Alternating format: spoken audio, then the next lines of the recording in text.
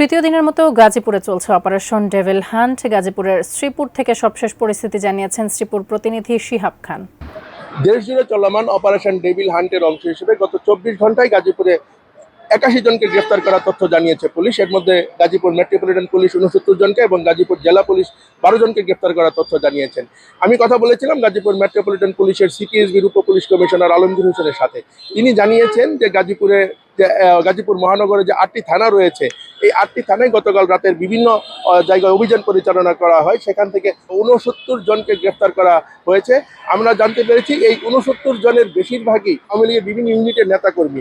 এছাড়াও কথা বলেছিলাম গাজীপুরের police super doctor Chowdhury Jaber শাকেরের সাথে। তিনি জানিয়েছেন মাঠের অলরাউন্ডার আমি আর ঘরের অলরাউন্ডার টাইলক্স।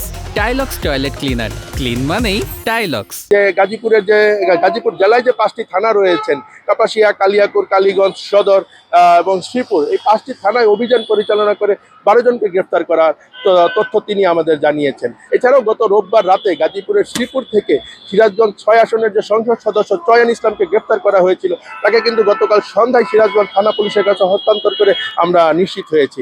এছাড়াও আমি যে দেশে যে চলমান ডেভিল হান্ট কার্যক্রম চলছে, এই বিষয়ে সাধারণ মানুষের মতামত জানতে চেয়েছিলাম। তারা জানিয়েছেন যে দেশে একটা যে বিগত 4-5 দিনের যে একটা উৎকণ্ঠা ছিল, সামগ্রিকভাবে গাজীপুরে যে একটা ভীতিকর পরিস্থিতি তৈরি হয়েছিল, যে বৈষম্যবিরোধী ছাত্র আন্দোলন এবং আন্দোলনের ছাত্রদের উপর হামলার ঘটনায়, সেটা এই ডেভিল হান্ট অপারেশনের মাধ্যমে ধীরে ধীরে কেটে যাচ্ছে বলে সাধারণ মানুষ আমাদের জানিয়েছে।